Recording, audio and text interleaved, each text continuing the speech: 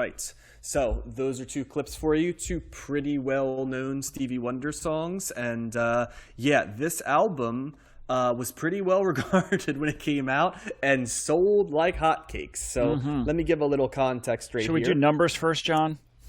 We always should. You should just do the numbers before I start talking, Max. I always forget. So It's all right. Yeah. It's all right. Before you get in your flow, take a break. It's number 28 in the 1970s, number 1 in 1976, number 108 of all time. These are all according to Best Ever Albums, and it's Stevie Wonder's highest ranked album in Best Ever Albums. In Rolling Stone, it comes in at a whopping number 4 of all time. Yep. What? Number 4 in Rolling Stone's top 500 albums of all time. So I did see that. Yep. Wow. All right. Okay. That's why I was surprised when I saw that John was actually going to go first, because he has the lowest ranked album in Best Ever Albums tonight between the three of us. So I thought he was going to go last, but no, Rolling Stone holds this up in much higher regard than Best Ever Albums. Yep. So, and we'll talk about that a little bit in terms of why it might have ended up there on the Rolling Stone countdown. But So just for those listening, this was released in September of 1976. It's actually Stevie Wonder's 18th album.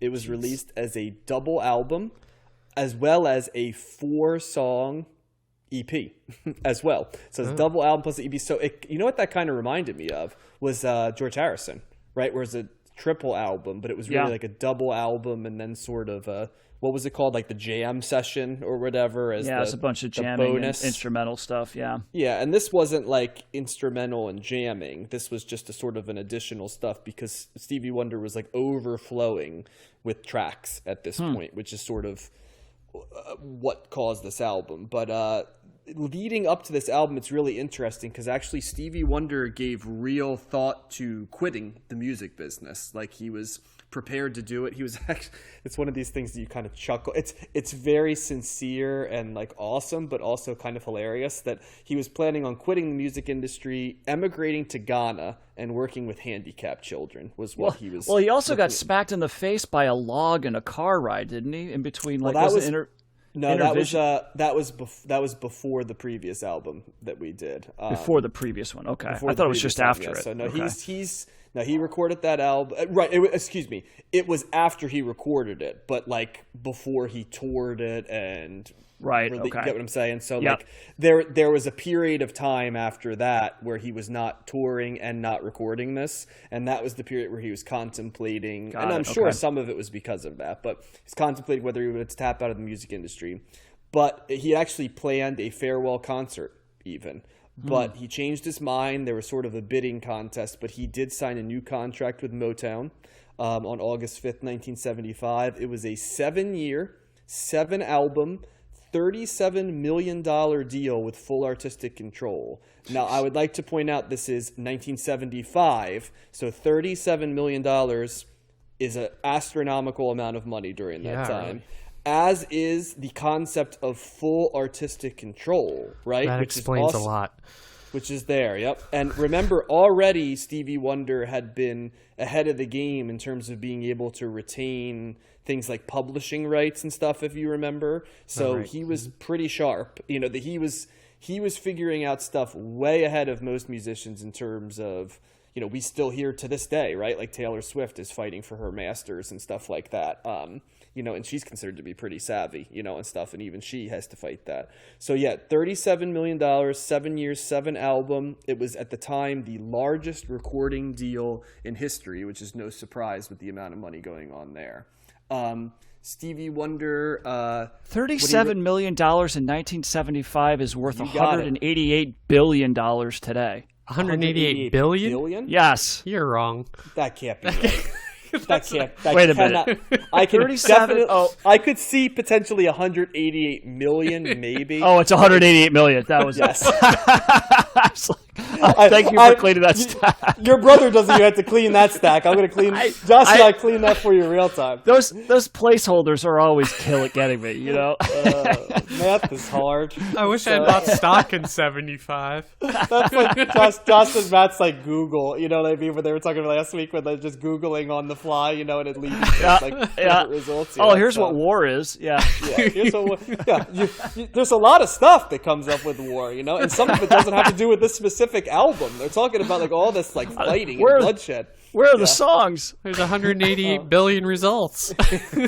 Well, that's a deep cut from last week. So if you want to know what the hell we're talking about, and you haven't been listening, go back and listen to next week when Matt Googles the word war and finds out that it did not yield the album or song that he was looking for. It instead, where's Lowrider? War. Yeah. So, yeah.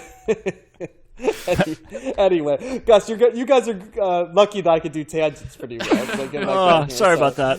That's all right. I'll shut up. I like these. No, I enjoy these tangents. So, so when this album is released, this becomes the third ever album to debut straight at number 1 on the charts, which is an interesting fact because you'd think there'd be more, right? Beatles, Stones, all these different people, but.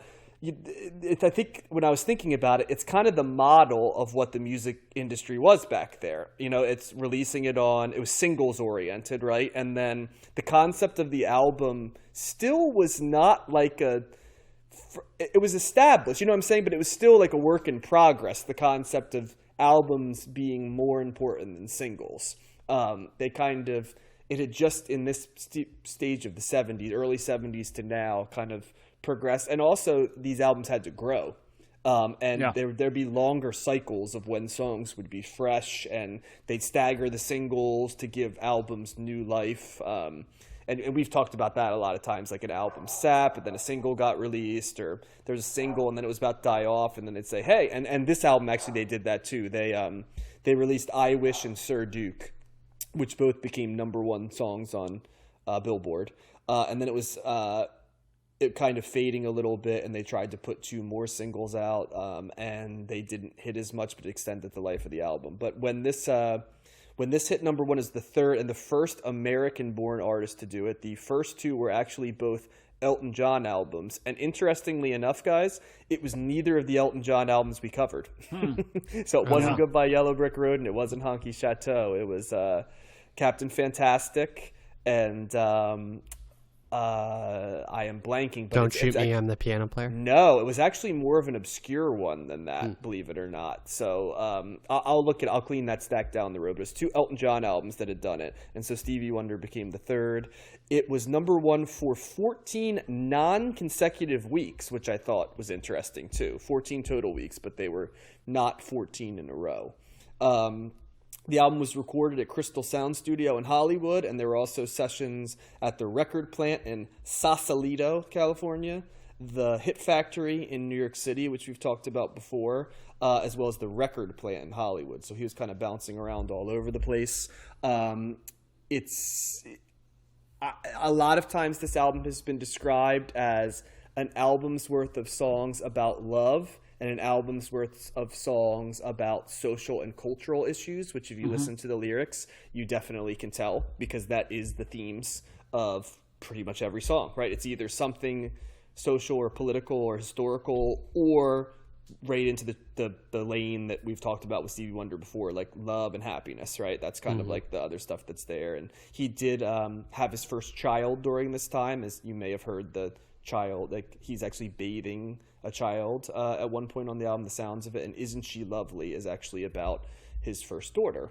The album features all kinds of people that are well known, and the ones that will pop out immediately to you, we've talked about Herbie Hancock in a previous Cold Listen Hot Take. He's playing the Fender Rhodes on the song As. And then let's see how well you guys know this. Minnie Riperton. You guys familiar with Minnie Riperton? I am not. No. Minnie Riperton is most famous for the song Loving You. You guys familiar with that? It's easy because you're beautiful. Very high register, like basically that register that's like the glass break register. Yeah. And stuff like that. So that's Minnie Riperton. Unfortunately, she did die young. I want to say, I may be wrong about this, and please clean this stack, guys, while I do it.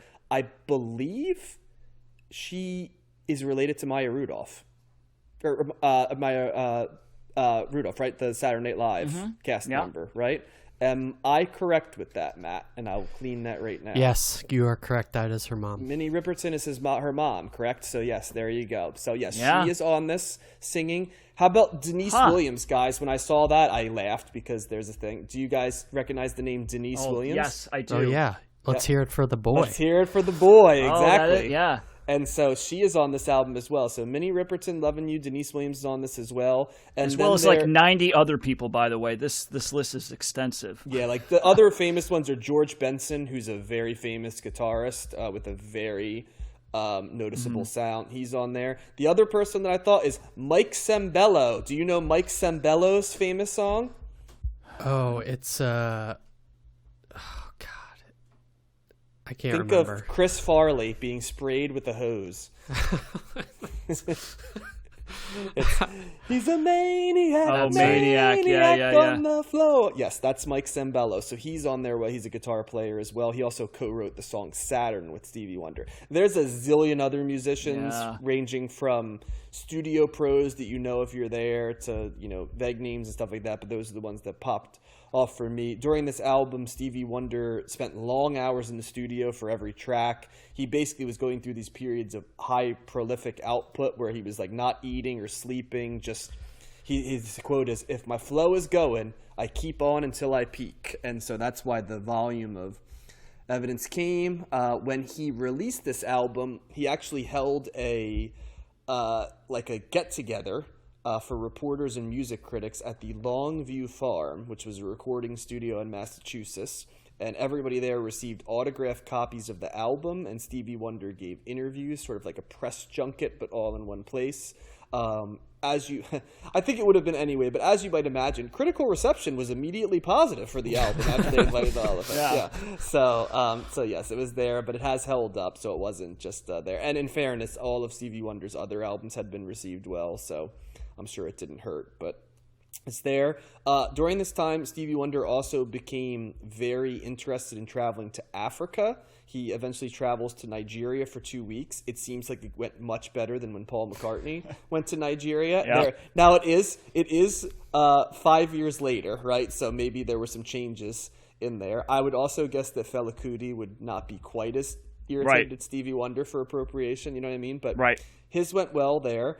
Stevie Wonder, if you remember, had actually won the Best Album Award in both 1973 and 1974 for Talking Book and Music of My Mind, right? And so he did not have an album in 1975, so he was not nominated. And Paul Simon gave a thing when he did win it, saying, like, I'd like to thank Stevie Wonder for not releasing an album this year. So then the next year, he was once again nominated for it, but he was in Nigeria. And I'm going to post this clip on YouTube because it's fascinating. Spoiler alert, he won. So he won Best Album 3 of 4 years in the 70s, which is a pretty incredible run there, no matter how you feel about these albums. But they put a studio in Nigeria where the as you might imagine, 1977, 76 era satellite was not effective. So basically they lost the satellite. And it did lead to Andy Williams at one point when the feed was flickering in and out saying, "Stevie, can you see us?" during the thing. And it's on there right there, which was a pretty famous flub, shall we say. Yeah. You can totally understand how it happens, but also it's just, I guess that was cringe before there was cringe, right, at that point. So yeah, so he does that. Stevie ends up winning for this album of the year, best male pop vocal performance, best male R&B vocal performance, and producer of the year. It's not going to surprise you to know that this album is really beloved by musicians, which I think is why it's so high on the Rolling Stone chart. I mean, I'll give you sort of the greatest hits. Elton John says that he thinks this is the best album ever recorded, and he carries it with him on tour to basically listen to when he needs inspiration. Michael Jackson said that he thinks this is his favorite Stevie Wonder album and one of the best albums of all time. George Michael said this was his favorite album of all time. Prince called it the best album of all time. Mariah Carey says it's in her top 10 favorites, and Whitney Houston also placed it in her top 10 favorites. So that's pretty much a murderer's row of influential musicians right there who not just love this album, but many think it's the best album of all time. Also, I thought hilariously, singer Phil Anselmo. You guys familiar with who Phil Anselmo fronts? No. Pantera. He also says that the album is a living, breathing miracle. So I edited, to the most things, but I did find that funny because I do not see element. I know he also loves the Smiths, but I kind of get that more, like why he likes them. This one is a little bit more of a hard description. And so this is the end of the Stevie Wonder journey. I know you guys always save that part until after we're done reacting, so I will do the same. I'll give a little bit of context there, but I'm going to start with Matt because this has been both of you guys to some degree, but Matt's been more vocal with it. I think Josh was very much flagging right there his thoughts on this album throughout, but I wonder, is this the album, Matt, that has turned you on to Stevie Wonder, or is it just not going to happen for you? Yeah, you got to start carrying it everywhere. Yeah, I have it with me right now. No, this is much better. This is I finally am seeing some of the light, at least. Not the whole light. I mean, I'm not totally in love with the album, but for the most part, this was I like this much more than the previous three. I think for a couple of reasons. I think the melodies and the structure of the songs, just the overall songs themselves, I like better than what I've heard before. I like this I think this is a much more upbeat album. It's got more of the full band there. I think one of my complaints earlier with Songbook and Songbook in particular, but the one we did after that. Well, we didn't cover an album named Songbook, Matt. So you might be talking about what is it called? Talking Book, not to be confused with Songs of the Key of Life, right? Yeah, Talking Book. That's it. Thanks, John. So that seemed like, I remember listening to those first two records, just going, man, I would like, starting off kind of going, a little slow, but I wanted a band to kick in or some drums or something, and that just didn't happen a whole lot. So I like that this is it's got that upbeat, it's got that danceability, if you will, catchy nature of it. I also like that it almost seems like he takes that Tonto synthesizer that he used so much in Innervisions and put it a little bit more to the back seat, because there's that type of electronic keyboard synthesizer type sound is not, I didn't hear it here as much, and if I did, it wasn't as prevalent. There was other stuff going on, and I think I liked that better, the overall sound of the instruments. And I think that there's plenty of recognizable songs in here. Now I know where Amish Paradise came from. Yeah. So you didn't know that was a Wild Stevie Wild Wonder West. sample?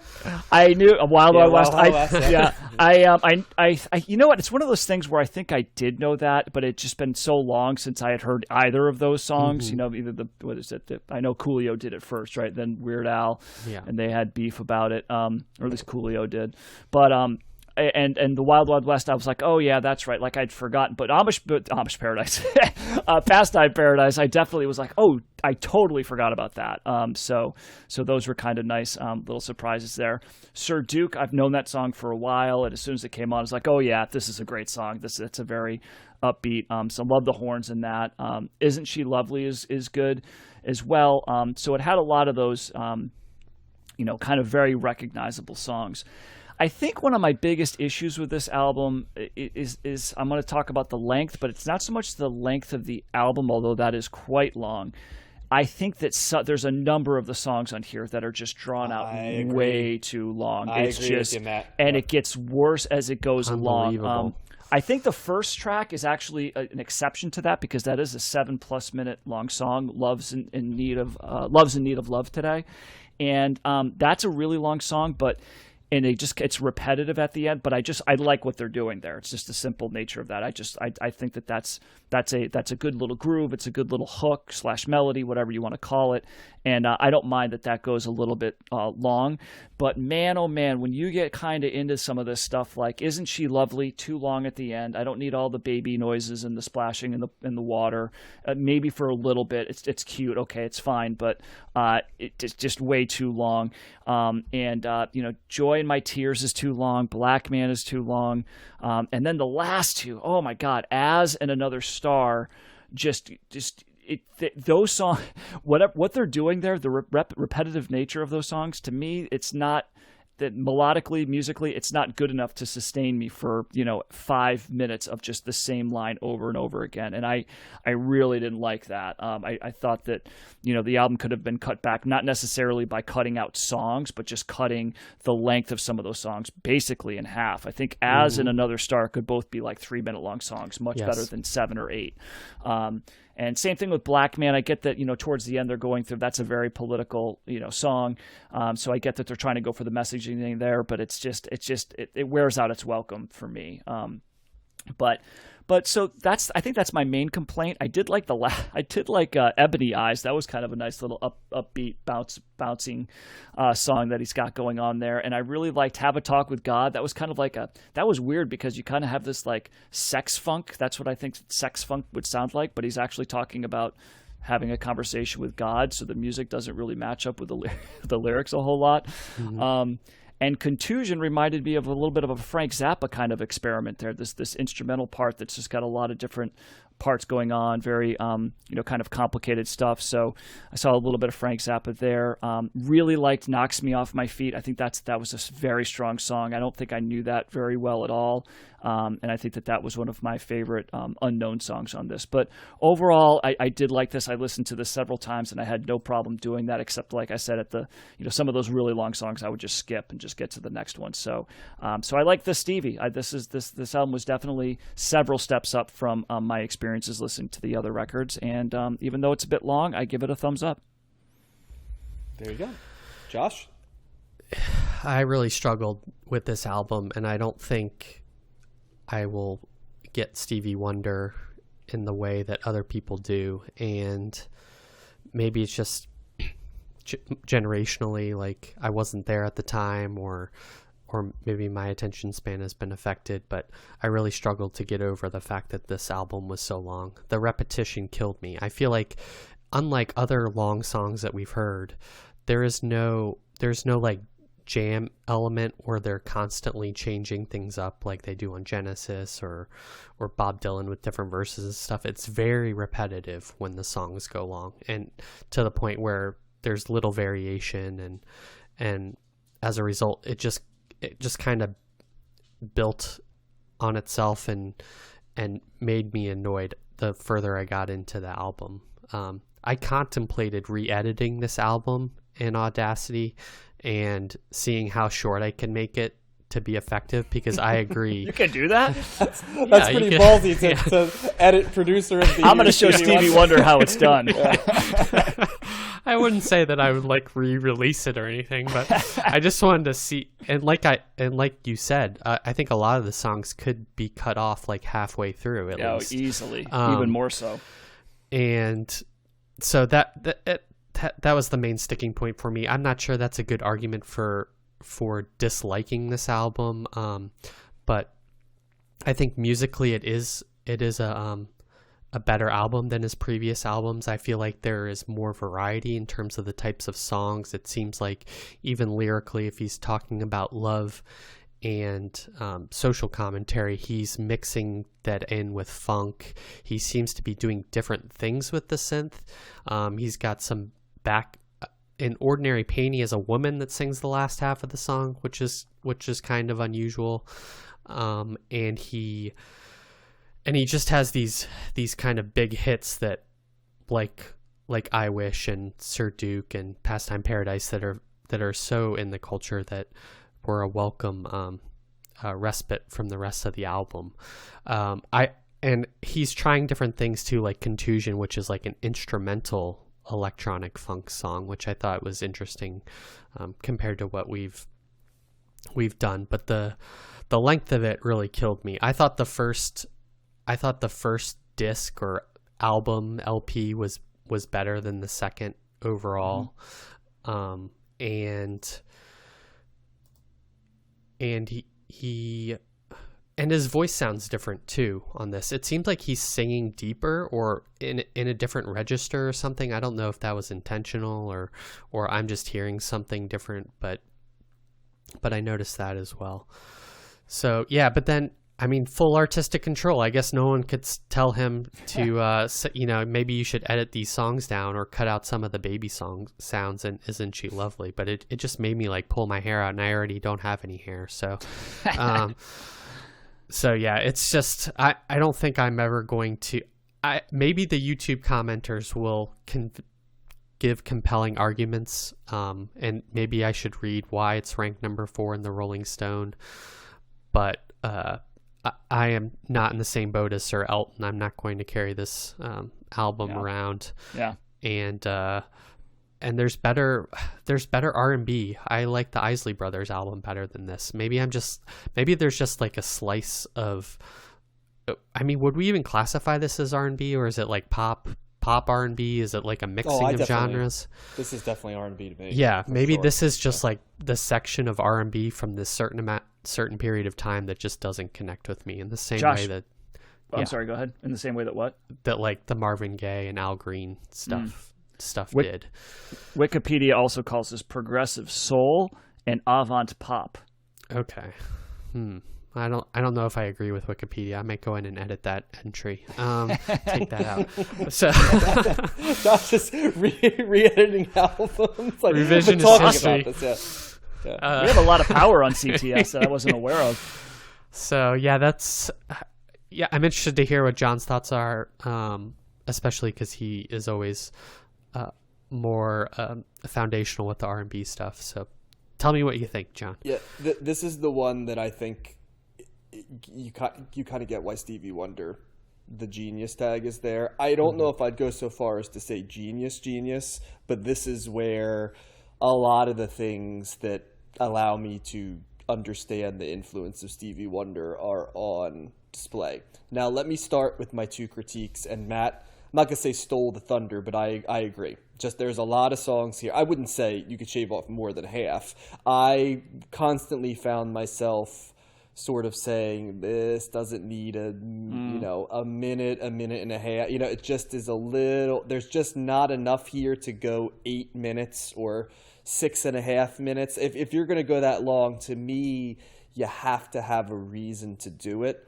And a lot of these tracks, I get what he was going for on Black Man, for example. So even though I said it back in the Simon and Garfunkel era when there's stuff, I hate like interspersed clips of stuff that supposedly makes me think of social issues. Like, to me, if I have social issues, I want you to present the issue. I don't want like gimmicks like that. So I hate that. But with that being said, I like understand the reason he extended that long. It didn't work for me, but it's like, all right, I understand the theme here. But a lot of other ones, and Matt mentioned a couple of them, I even will give the guy the benefit of the doubt.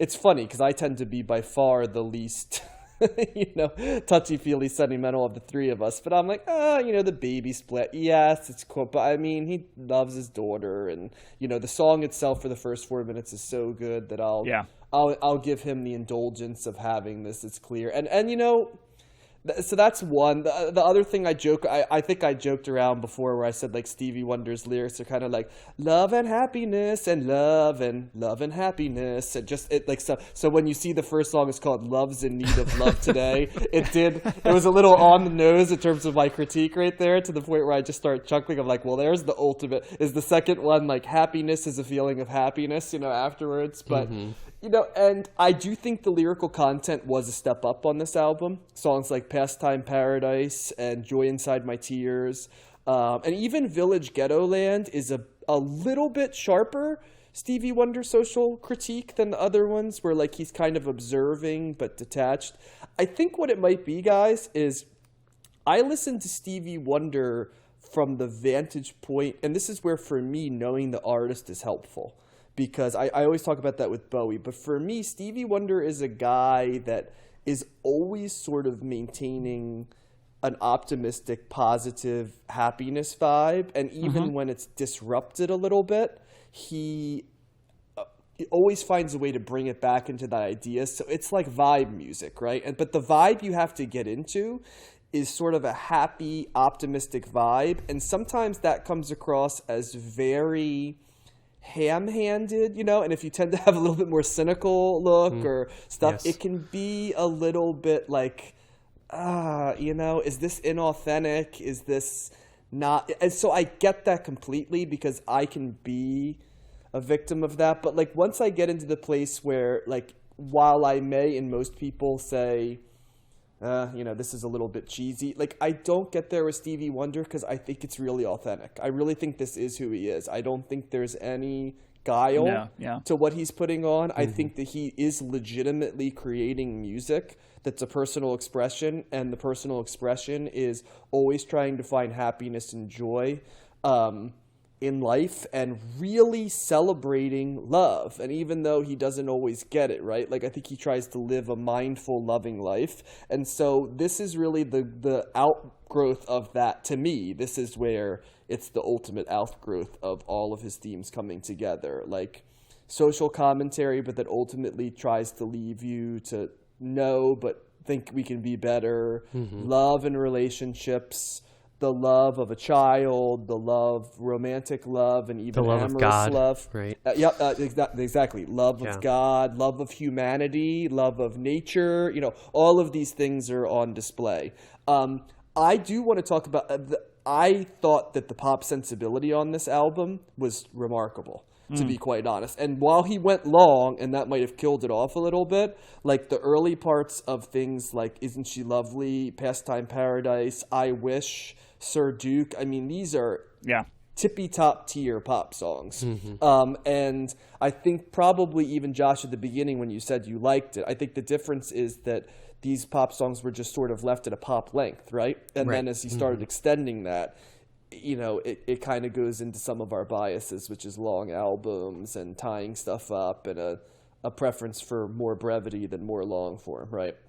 And that's where personal preferences comes in. But I think the lyrical content was up. The amount of instruments on this album is just all. I mean, the other thing too is he kind of had like a wall of sound type deal, where some of these albums, there's so much percussion and so much like backing vocals and saxophones that he like almost blasts you with different like instruments, and then like I'm hearing it, and then I was out of curiosity, I'm like, let me see who's backing it up. And you see, like, for example, it goes by track, right? So here, track 14, there's 7 different people doing percussion on track different 4, which I can hear to some degree because it's different. The song where Josh says there's backing vocals on the back of it, right? Track 10, like there's like 10 different women that are backing vocals, including who we talked about, Minnie Riperton and Denise Williams and people like that. So, I mean, it's like it's like how you hear Kanye's albums, right? Where he's bringing in these master beat makers and stuff. Like Stevie Wonder at this point is just like, who would I want to bring in who interests me? What do I want to do? So he's got a little bit of that mad scientist going right here. But I think for me, it was just, I don't ask Stevie Wonder to be more than he is. I don't get caught up in the, why do people think he's a genius, or why is this number 4? Like, I think I don't want to hold myself. I'm not really susceptible to that stuff. Like, I'll listen to it kind of on its own terms. And I think because I'm willing to accept Stevie where he's at, I can meet him with all the parts of this that are a really enjoyable thing.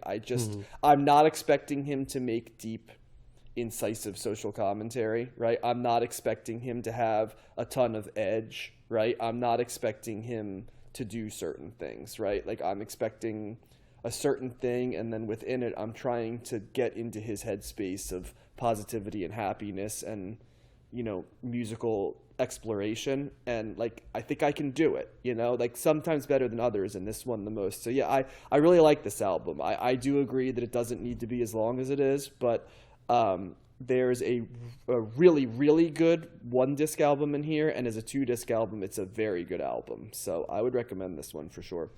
Yeah, maybe that outlook on life, that is not the outlook I have on life. Right. I'm not, and as I wouldn't positive, say I do so either. Maybe that does affect how I hear this album when listening to it. It's interesting. And I don't have it either. I just try to embody. You know what I mean? Like, I sometimes have to crawl into where an artist is coming at me from. See, that's interesting you said it. I don't think I need to do that at all. I feel like I like this album because what you were saying, John, and I agree about some of these songs, particularly on the first record, the first half, which I liked a lot better than the second half. they're just great pop songs. It's catchy. It's upbeat. It's you know, you can dance to it. You can sing to it. It's very easy. It's very easy to get into, you know, and that's kind of what I'm looking for. So if it's happy, that's great. Sometimes I like those songs to be kind of like sad too, and kind of, you know, and have like more minor keys and things like that. So I don't mind the variety of moods. I can see how an artist like this could get a little overbearing if the lyrics are really cheesy and over the top.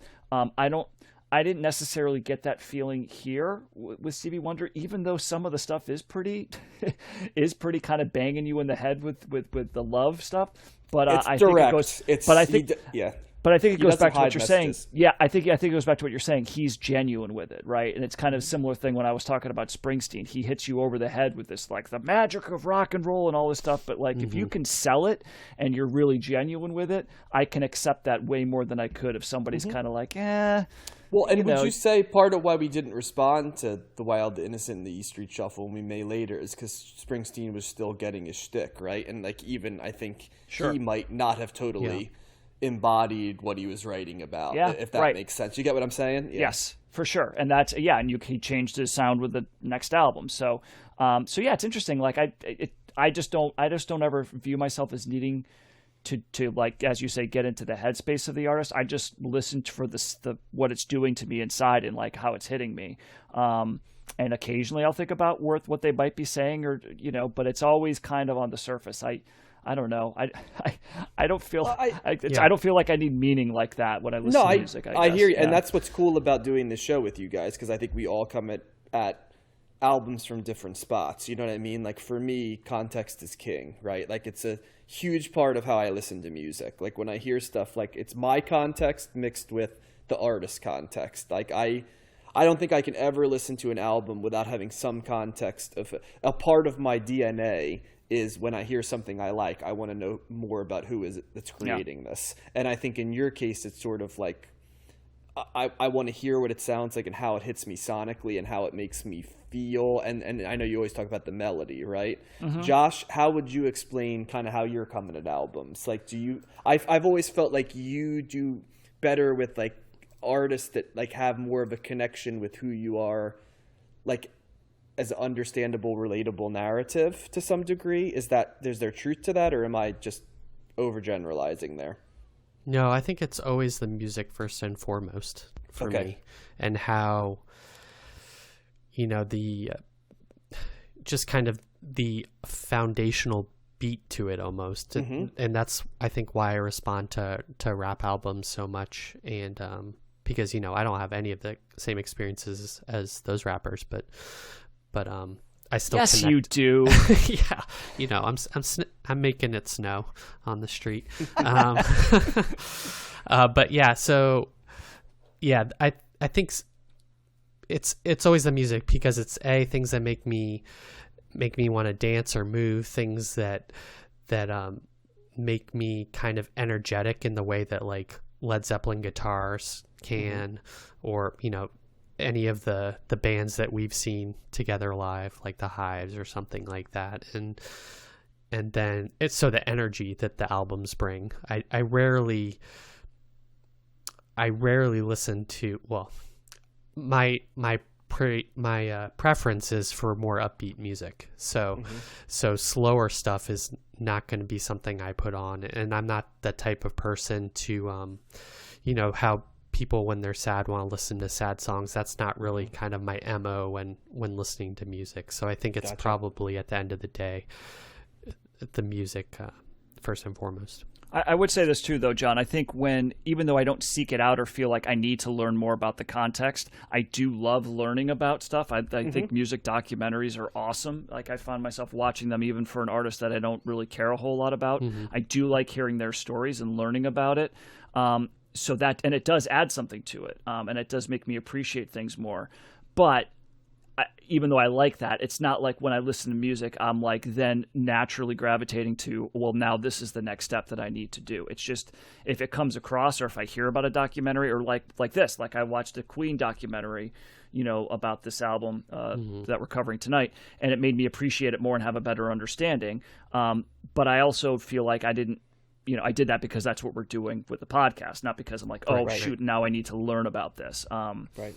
So, but yeah, I see what you're saying. Right or wrong answer. There's no right or wrong. It's personalities. You know what I mean? And there's going to be people that can relate to all three of the narratives we just had. I only wanted to bring that up because I do think that as people listen to the show to get our tendencies, it will be really interesting because you'll be able to know a little bit more of our biases and predispositions. And also it will be more interesting when we go off the beaten path, right?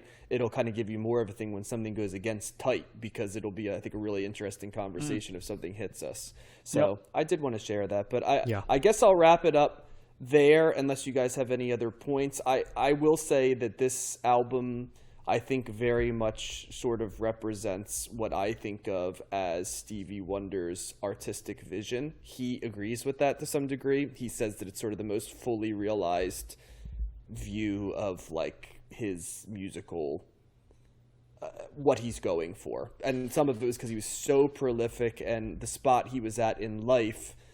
When you think, once again, so going back to how I perceive this, and maybe, but you were able to reference it too, Matt. So like that near-death experience, having a child, thinking about quitting the music industry, sort of recommitting to it. I heard a lot of that energy and that sort of worldview, and I think the music reflected that a little bit of where he's at. And so I could see why this would hold a special place in his heart, because like a rededication to music and these life events and sort of a celebration. And to me, that's a little bit of what Stevie Wonder is, when he's at his best. It's a celebration and an aspirational sort of mentality and music tinkering and trying out different genres, which I think he does considerably more on this album. Hence the avant pop, because he is delving in and out of genres on this more so than I think in other ones. He was more a little bit in his lane of soul R&B with synth, and this one definitely, there's a little gospel on this one at times. There's a little bit of rock on this one. He's taking different there's some world music. He dabbles in Latin music. We didn't even talk about that song toward the end, but I think he's a little bit more he's a little bit more genre shifting. So yeah. Yep, for sure.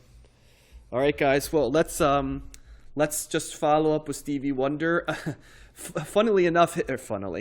Hilariously enough, his 80s period is actually called his commercial period, which is odd to say about somebody who sold as many albums as Stevie Wonder did in the 70s. But I do think for people of our age, I think some of our first awareness of Stevie Wonder is the stuff that he did in the 80s, right? And it's kind of like, absolutely. Yeah, like I Just Called to Say I Loved You, right? As a song, and Ebony and Ivory.